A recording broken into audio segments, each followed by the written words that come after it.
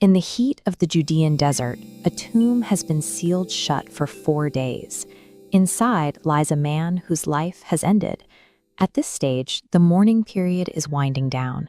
The crowds have dispersed, and the physical reality of natural decomposition has already taken hold in the dark. Yet someone is currently walking towards this village, preparing to confront the absolute biological certainty of what lies behind that stone. A week earlier, in the quiet village of Bethany, a man named Lazarus developed a sudden severe illness. His sisters, Mary and Martha, immediately dispatched messengers to track down Jesus of Nazareth. They didn't ask for a favor. They simply stated, "Lord, the one you love is sick," trusting that his close friendship with their brother would trigger a swift response. It is an expectation we all understand. When the people who love us most hear we are in danger, they drop everything to pull us out. But upon receiving the news, Jesus did not move. He stayed exactly where he was. The hours dragged on. He waited 2 full days while his close friend's condition rapidly deteriorated. His disciples watched this inaction with deep confusion, though perhaps with some quiet relief. Returning to the region of Judea meant walking straight back into a territory where religious leaders had recently tried to stone him to death.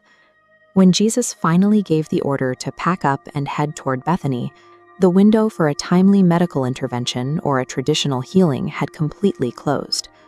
By the time the group covered the miles to the village, the worst had happened. Lazarus had died, been prepared for burial, and laid in the earth. This sequence of events leaves us staring at a difficult reality. A man with the power to heal deliberately allowed the clock to run out on someone he deeply cared about. The arrival at the outskirts of town is not greeted with relief. The atmosphere is heavy with mourning and shattered expectations. Martha leaves her home and hurries down the road to meet the arriving group. Her greeting carries the sharp, agonizing weight of a letdown. She looks at him and says, "Lord, if you had been here, my brother would not have died." It is the exact same phrase her sister Mary will repeat moments later. When Mary does arrive, the composure breaks completely. She collapses at his feet, sobbing, surrounded by a crowd of local villagers wailing for a life cut short. Here, the image of an untouchable, serene teacher vanishes. We are left with people standing in the dirt, confronting a profound human disappointment. Confronted by this wave of raw sorrow, Jesus does not launch into a sermon. He does not instantly offer a supernatural solution to quiet the crowd. He simply stops, and standing outside the sealed grave of his friend, he weeps openly. It is a profound contradiction. He holds the capability to pull Lazarus out of the tomb, yet he is entirely overcome by the presence of death. The tears reveal that holding the ultimate solution does not erase the immediate pain of the loss. The suffering of the sisters is real to him, and he absorbs their agony in real time. He demonstrates that supreme authority and intense vulnerability can exist in the exact same moment. The question is no longer why he delayed his journey, but what he will do now that he shares their grief. The tone shifts abruptly as Jesus steps up to the burial site and orders the massive stone to be moved aside. Martha immediately intervenes, stepping between him and the grave.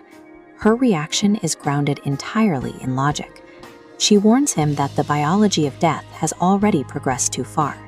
After 4 days in the heat, exposing the tomb will release the horrific stench of a rotting body.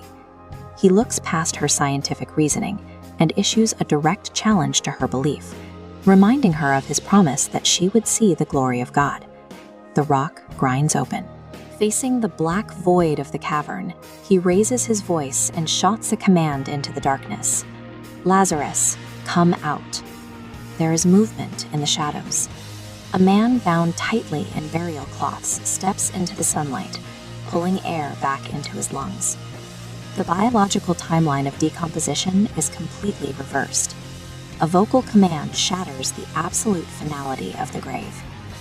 The initial shock of seeing a dead man breathe eventually fades, leaving behind a much larger implication for human history.